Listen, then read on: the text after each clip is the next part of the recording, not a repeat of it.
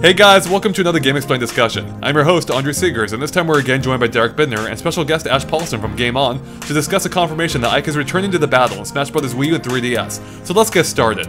Alright guys, so this is kind of a mini bombshell in that I don't think we were almost giving up hope on having there being another character before E3, let alone it being Ike. This is kind of big news, but I think both of you were more surprised than I was. So let's go ahead and start off with your guys' impressions of this whole event. Yeah, I mean, I actually feel kind of slightly vindicated because while I am surprised that it's Ike, I have been saying in past weekly discussions that I kind of thought that we'd get one more veteran before E3, and I was starting to give up hope as we crept closer and closer to E3, and it seems it finally happened. It was a little sooner to E3 than I thought it would be, but the main surprise for me is that it's actually Ike. I mean, I kind of felt this way back when Lucario was revealed too, that I kind of, Ike to me was one of the three likeliest cuts along with Lucas and Wolf, and clearly that didn't happen, so maybe there are going to be very few cuts after all. Yeah, you want to talk about blowing me out of the water. I mean, everything I've said about characters has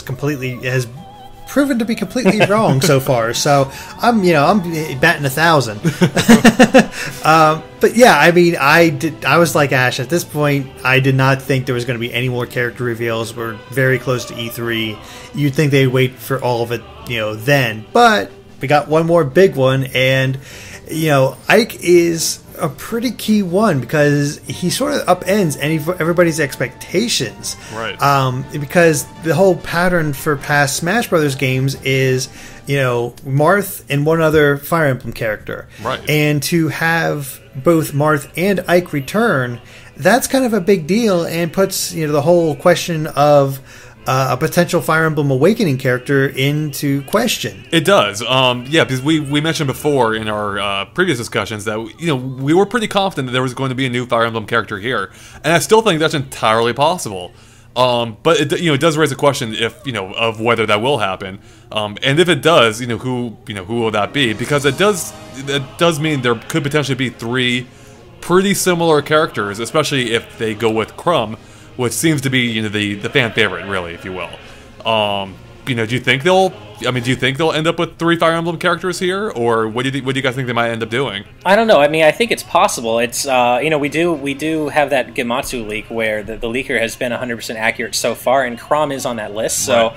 I'm not going to say it's out of the realm of possibility, but it would be interesting because, I mean, let's face it, Marth, Ike, and Chrom all do look fairly similar. Not exactly alike, but similar enough, and they all, they're all swordsmen. So, I mean, we are getting into very similar territory here. But then again, this is the same series that has Fox, Falco, and Wolf. Right. So it hasn't stopped them before. Yeah, it's not unheard of. It isn't. But I think the reason I never minded Ike is because it did play so different to Marth, in my opinion. Marth was just a lot quicker, didn't hit quite as hard. Ike is just a pure powerhouse. And so that always kept it very different for me. So the big question, if they bring in a third Fire Emblem character, is how do they differentiate this new character to these two veterans? So Chrom would have to play in a completely different way, I'd feel, because you wouldn't want him to match the other two. So I wonder, disregarding the Gematsu leak entirely, if it's going to be a completely different Fire Emblem character. So maybe they'll bring in Lucina, who's a female Fire Emblem character who a lot of people want to see just because to get more female characters into the game. But I also wonder if maybe the player character from Fire Emblem Awakening might fill that role because he is so different, because he's such a jack of all trades. You can get him to use magic, to use swords, to use axes. Right. And that could really be incorporated into this character. And based on what we've seen with the Wii Fit Trainer and the Villager, they could even include both sexes and have different variations of the characters in there. So you could have a truly unique, personal, you can get a very different kind of Fire Emblem character in there because it is based on the player. I think that's a really interesting idea. And actually, to me, I would be surprised if there isn't a new Fire Emblem character here. Just because there has always been one in the past Smash Brothers games, excepting the first one, of course. So I'd be surprised if there isn't. So assuming that's true, The bigger surprise is that there would be 3 this time from Fire Emblem, which is a whole new thing. And I think it's important to consider just how popular and well-received Fire Emblem Awakening was in general. So I almost feel like it would be a missed opportunity for them not to include a character from Awakening, just because it was so well-received. Yeah, I absolutely agree. But this is Sakurai. What if he throws that curveball about and brings back Roy as well?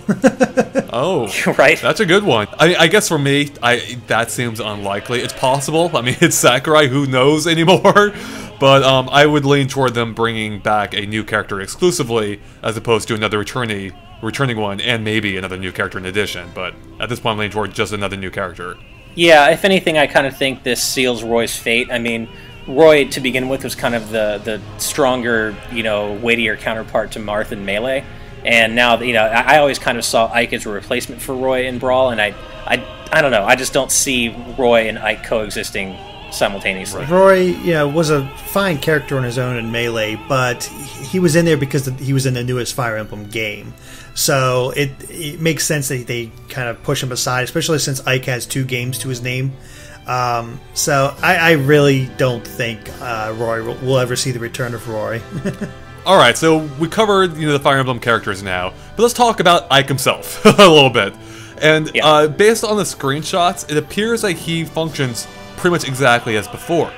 But there is one big difference, and that's the fact that, we already noted how the Fire Emblem characters all kind of look similar.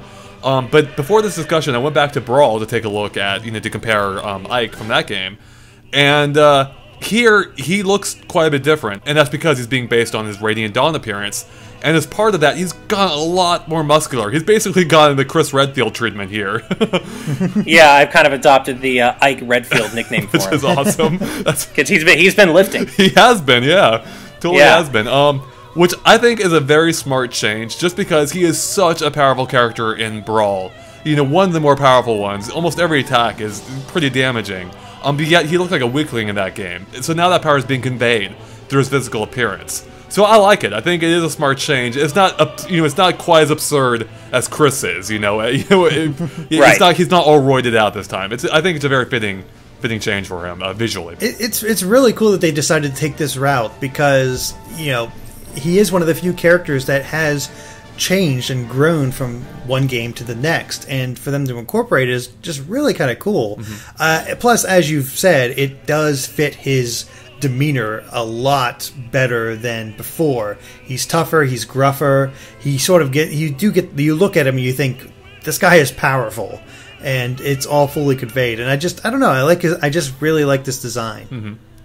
Yeah, same here. I mean, he, in Brawl, he was always a really powerful, weighty character, and landing a smash attack with him was incredibly, satisfying. But his frame, I mean, he didn't look like he was that powerful. He looked very similar to Marth. But now he really looks like he has, the physical power to kind of back his play style up. And I think it's a great change. I think he looks better. I think, and I think he would have to play similarly. I think, he's finally looks how he looks how he plays. Yeah, and speaking of playing similarly, that seems to be the case, again, based on these screenshots. As far as I can tell, all these moves are right from Brawl. Now, of course, these are static frames, so who knows if they have been tweaked otherwise. But we do see every one of his specials represented here, with one exception, and that's his Ether attack. But Sakurai explicitly mentions that it's back as well. But I wonder if they're hiding something here. Why didn't they show it? Did his run out of screenshots? Or could it be that that's one of the tweaked moves? Because we've seen with several of these returning characters now, with the initial batch of screenshots, it always makes them look like they played largely the same. Yet when we find out more about them later, whether in motion or through Miiverse updates, we find out that they have been, they have seen some tweaks. So I'm wondering if Ether might be one of them.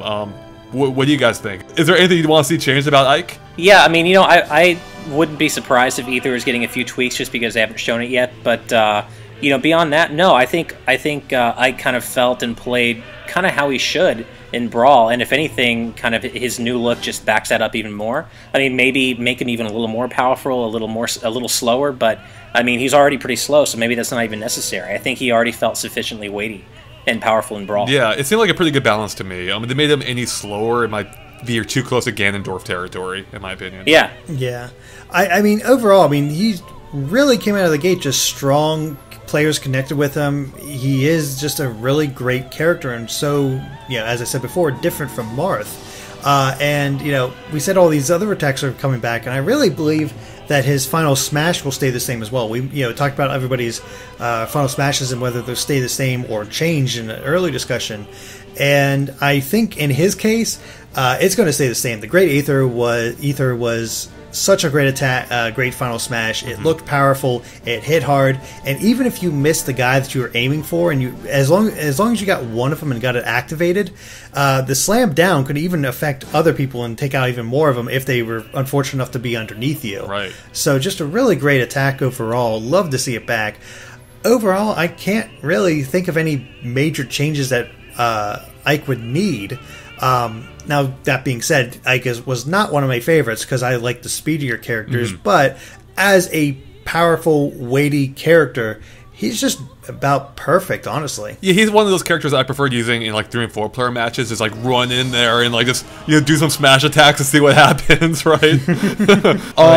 So that covered it pretty much for Ike. Really not a lot to talk about in regards to how he plays, because he does seem to be very similar to Brawl at this point.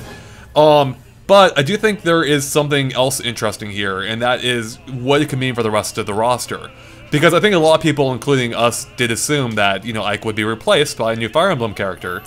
So now that we know he's returning, what do you guys think this could mean for the rest of the Brawl cast? Do you think this increases the odds of the other ones coming back as well? Well, it's really interesting because with Ike, we're now at 30 characters, which means we're just 9 characters shy of Brawl's entire roster, including transformation. That's kind of crazy. So, I know. So, I mean, it's really looking like we could have a pretty big, quite a bit bigger roster this time, maybe going into the mid-40s or even high 40s if all the veterans from Brawl come back. And so far, I mean, outside of Pokemon Trainer and possibly Squirtle and Ivysaur, it's looking so far like all of the Brawl veterans are going to come back. Yeah, it really does feel that way. I'd say Snake in there as well. Is likely not to come back. But I just get the general feeling I get for it. But I really think this Ike's return really does unleash the gates that where anybody really could come back. I think this gives Lucas a very strong case. Yep. I think this might give Wolf a strong case. I still don't think he'll be back, but he has a much better case than before.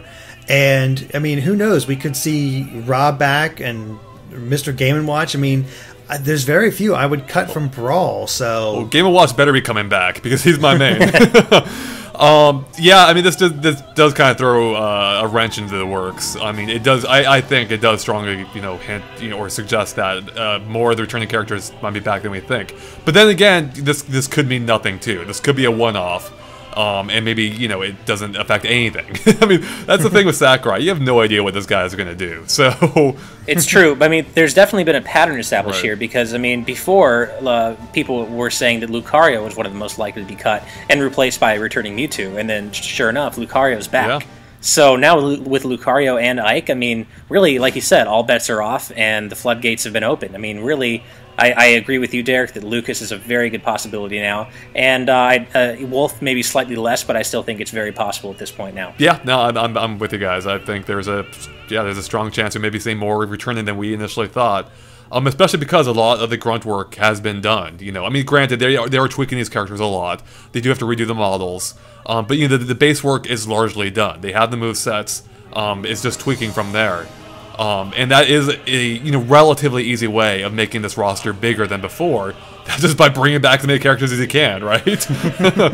Yeah, I mean, I can really see almost every single Brawl veteran make it back into the game, and there's still a lot of people we need to get in there, Captain Falcon, Ness, Jigglypuff, Wario, just all these guys, and the whole question of the Pokemon trainer. I mean, we lost Pokemon Trainer because of Charizard. That's almost a guarantee, I'd say, at this point. Oh, yeah, absolutely. Yeah. Which makes me think that Squirtle and Ivysaur might not make it in. Squirtle because we already have another water starter in the form of Greninja, and Ivysaur just because he's sort of an odd duck, as I believe you were saying also before, Ash, before we did this recording. So a lot of people are wondering if Ivysaur might get replaced by another Pokemon starter, grass starter, and the most likely case would be Sceptile, who, especially since with the remakes of Ruby and Sapphire, that's a perfect candidate for who to stick into Smash Brothers. So there's a lot of possibilities yet for this roster, even beyond all the crazy ideas for the Gamatsu leak and just in general. Absolutely. Yeah. All right, well, I think that wraps up our Ike discussion, so thanks guys for watching. If you like this discussion, make sure to like and follow us on Facebook and Twitter at GameXplain, which you can find links to in the description below. It's a good way to keep up to date with everything we post. And of course, keep an eye on GameXplain.com for more on Smash Bros. Wii U and 3DS and other things gaming as well. Alright, thanks guys. Bye.